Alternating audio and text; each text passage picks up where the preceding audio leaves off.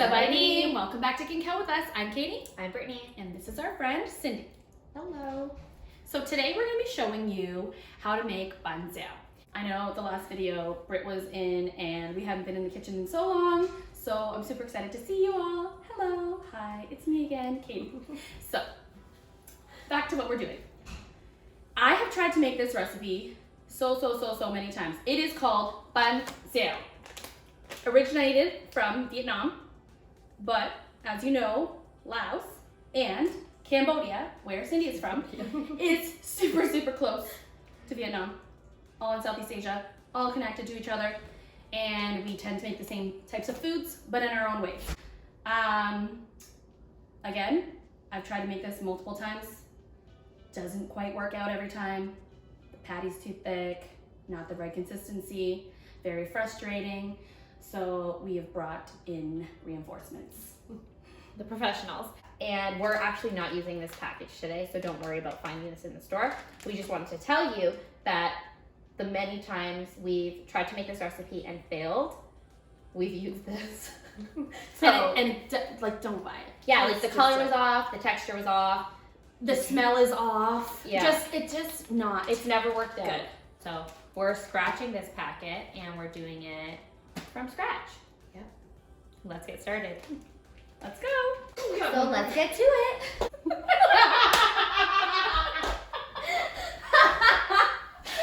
All right, for this recipe, you're gonna need your salt, pepper, chicken powder, a little bit of sugar. We're using coconut milk. We got turmeric powder, rice flour. We're using 3 onions, 3 cloves of garlic, 3 eggs, and we got about 3 pounds of ground pork. We're gonna be using grated or shredded coconut. We got lots and lots of bean sprouts. And then whatever veggies you really like to your preference. So we got, of course, big leaf lettuce, cucumbers, and our favorite, we don't know what it's called. But it's in the shape of like a spade. But if you ever had it, you know what it is by smelling it. Yes. Smells like murky mud water, but it's so good for you and it's really tasty, especially in this dish. Anything else? No. All right. So to start this recipe off, we're gonna slice or chop 3 onions and 3 cloves of garlic. I usually just slice it super thin, but it's a personal preference. So if you wanna chop them down smaller, you can do that. But I tend to just leave them like this.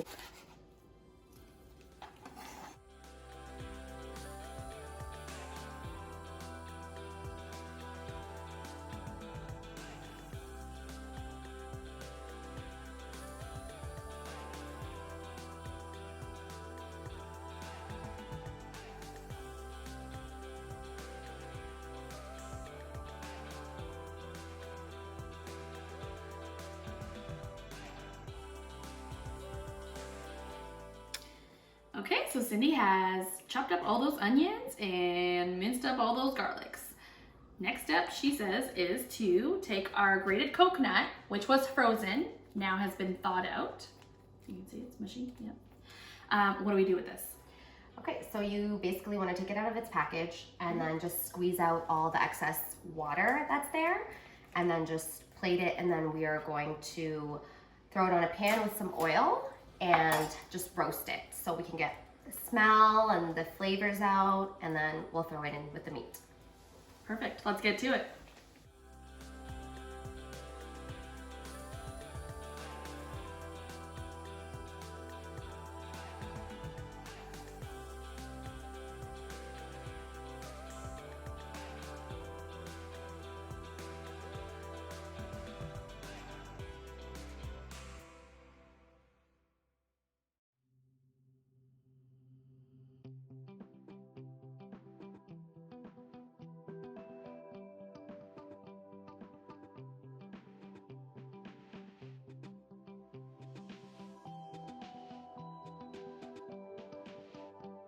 So we have both of our pans on the stove now.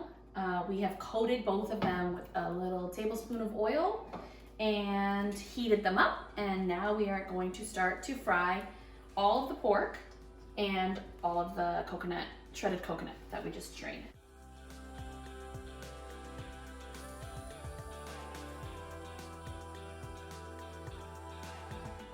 So I'm just cooking the coconut on medium low right now. And so my mom, when she makes this recipe, she actually uses fresh coconut, and she'll just grate it so you wouldn't need to roast it, because it would just be fresh. So she would just cut it, grate it, and then throw it right in with the meat. And the meat, obviously, super simple. If you ever fried anything on the stove before, medium high-ish, don't burn it, continue to stir. Also, you can use chicken in this recipe as well if you prefer not to use ground pork. Totally just personal preference, whatever you prefer. So we kind of want to look for a little bit of like a roasted color in the coconut, and then when you can kind of start to smell it, that usually is like the telltale sign that it's almost about done.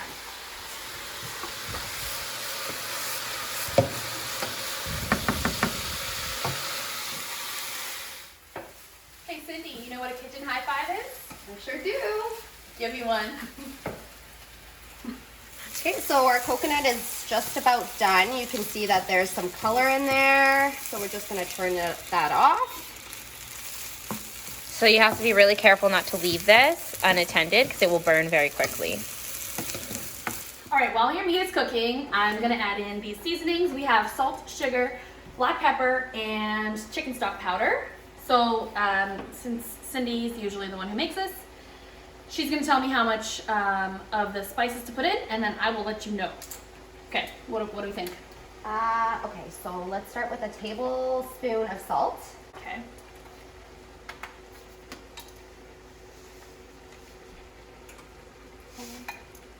All right, what about chicken stock powder? Just like...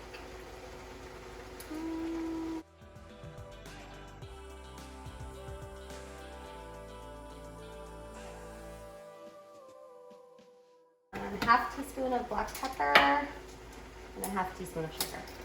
All right.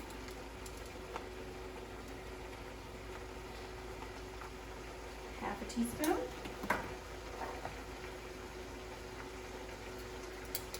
All right. Stir it around.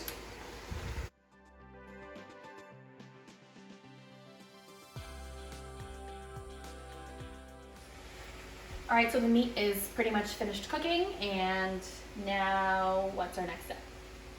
We want to just throw the onions and the garlic into the pan.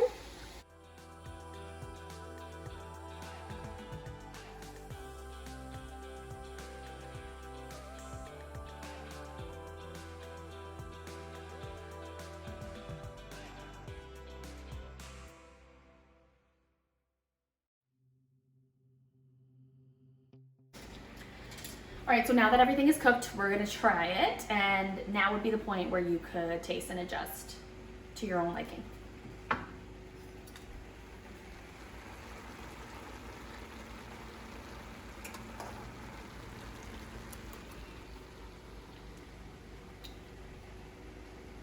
Well, it's pretty good already, but I am gonna add a little bit more of sugar and salt for my preference. I'm gonna go with half a teaspoon, so it's not too much because I actually do like the taste already. But I could just use a little bit more.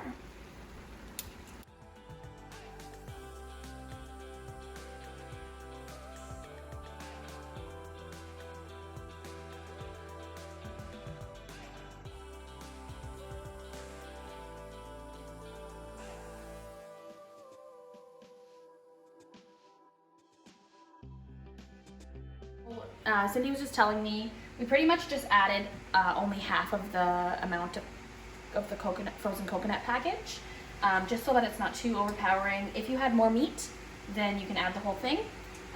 But with the amount that we have, only use half, and then look up another recipe to use that coconut because you don't want to waste it. Okay, so now we're doing the hard part apparently. Yes, So. extremely hard. It took me a while to figure it out on my own. And it's kind of like a trial and error thing, so. Okay, so we're gonna take the rice flour, the whole package.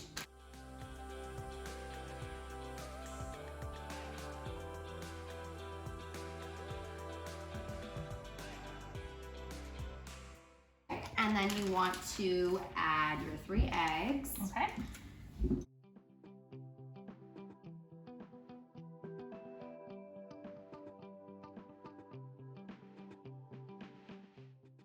Okay, maybe add your can of coconut milk. Okay, we're adding the whole can.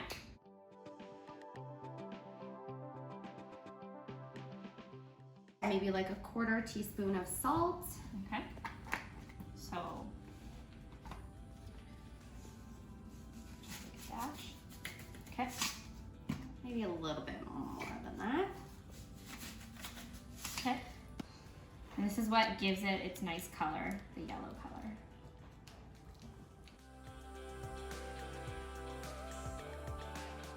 Just gonna add some water.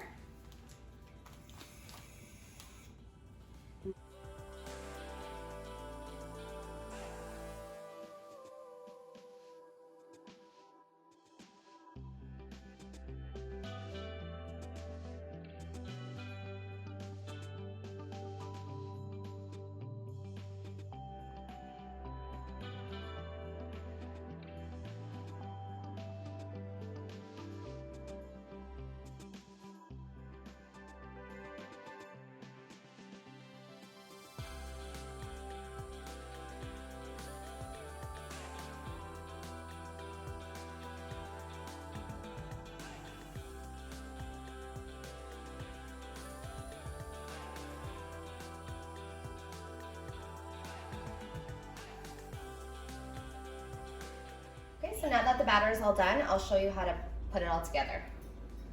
You just want to lightly grease your pan. And you want to make sure that the pan is hot. Otherwise the batter is just going to sit there. And then I usually just stir the batter each time. And then you want to get a scoop.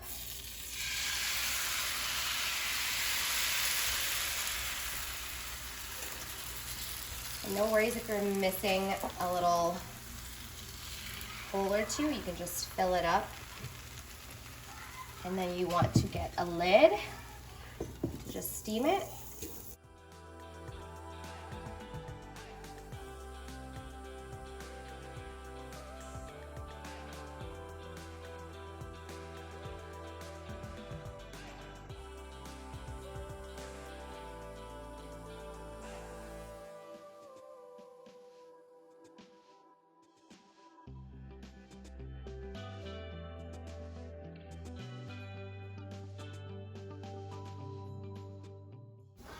So now I just added the meat, and then I'm just gonna top it with some bean sprouts. Now I prefer the bean sprouts a little bit softer, so you can also pre-steam them. Just throw it into the microwave or a little pot of boiling water. You can also just throw the lid on and let it steam for 20 seconds, and then we will close it up and plate it.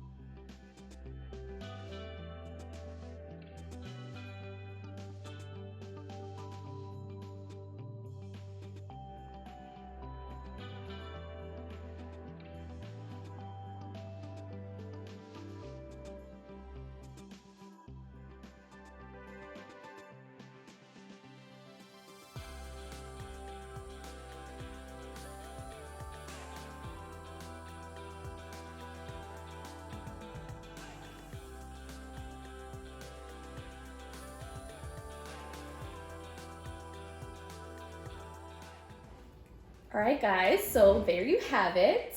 I'm really excited to now know how to make this batter perfectly because, like I said, I tried and failed so many times. So thank you so much, Cindy, for showing us your ways. Anytime. And I'm excited to dig in. What about you guys? Me too. It looks, it smells delicious. So we just topped it actually with some of this, our fish sauce gel. I'll put a link to that video in the description. If you haven't tried it yet, it's Spicy, very complimented. peanut, garlic. And like sweet and spicy.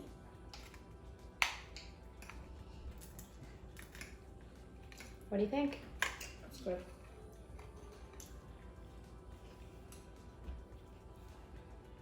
You can really taste the coconut milk in the batter. It's very flavorful. Yeah, and if you're not like a huge fan of coconut, you can substitute the coconut milk for water and use coconut powder, Yeah. like a little bit of coconut powder. Yeah. Because this is like really rich in coconut, but that's what we like. It's so good. Yeah, I personally love coconut.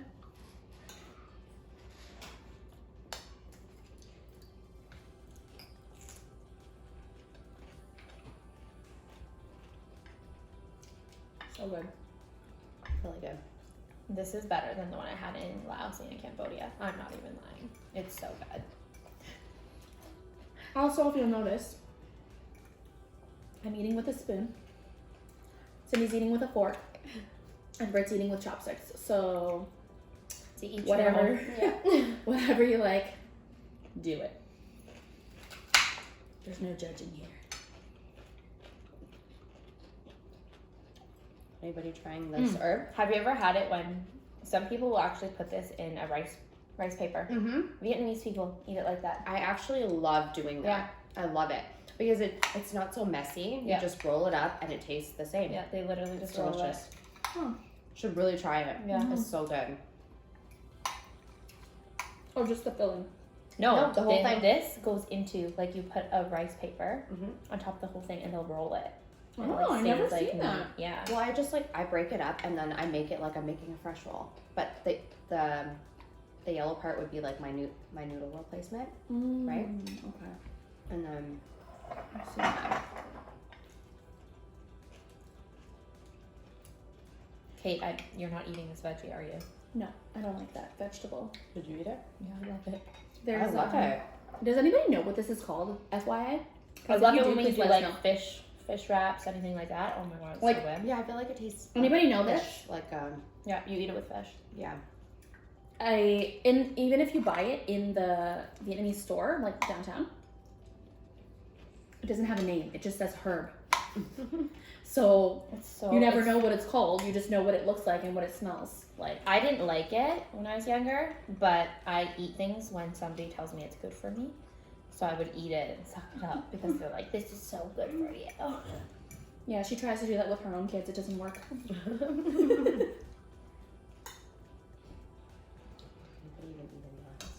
I did. I've been eating lettuce.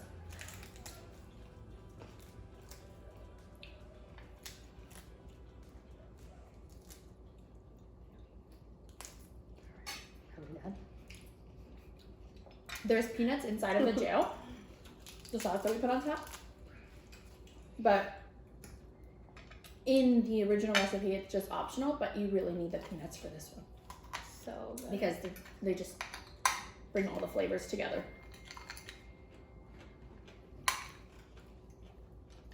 And like this recipe actually makes a lot. Like Yeah.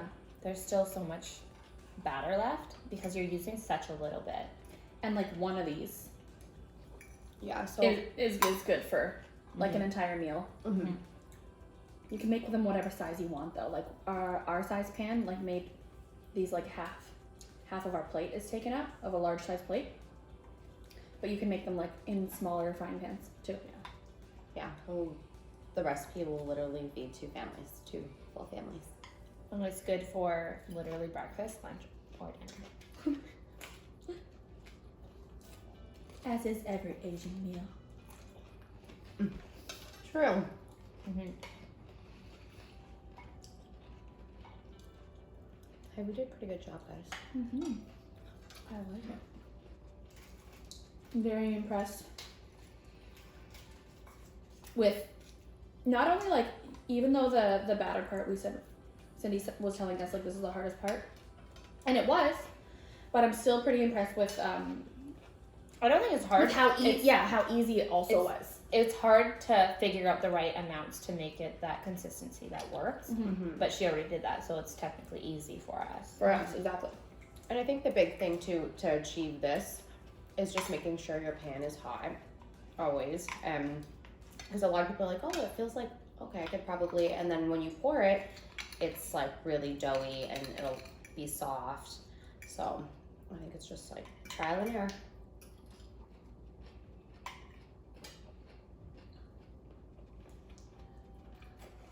Okay, still over there?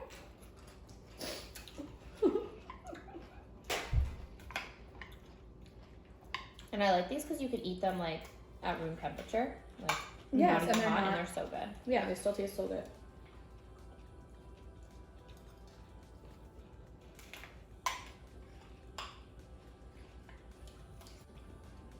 I know. Also, I'm a much faster eater than everybody else here.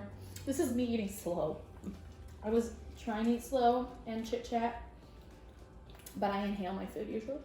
So hence why my plate looks empty and why theirs doesn't. Yeah, it's really good with shrimp and pork even. Pork, Mhm. like pork meat. Yeah. So, yeah, how I was taught how to originally make it with my mom's recipe, she would buy chicken thighs and then cut the chicken out of that and then just kind of dice the meat up and then grate the coconut. So everything is kind of like, you know, instead of buying ground meat. And 'cause she says, everything like really fresh. yeah. But Especially I if feel she's like grating it's the coconut delicious herself. both ways. Yeah, I think so. And we just need some shortcuts. Because life is hard. Mm-hmm. Don't want to make it any more difficult on yourself. And you can still make delicious meals. I agree. I wonder how long the batter stays good. Like if we don't cook them all. In the fridge? Yeah. Well, yeah. 100% you want to refrigerate it. And then I would say like the next day if you don't make it. Then you have to toss it. Yeah, because there's like eggs in it Mm-hmm. and like maybe 1 or 2 days. Yeah. I would think. But if you do make it all and you refrigerate them, it keeps well too. Mm-hmm. So it's not like it's going to disintegrate or whatever. But yeah, I'm done now, so, which means this video is done. Because I don't want to sit here and watch them eat. So, thank you for watching. See you guys later.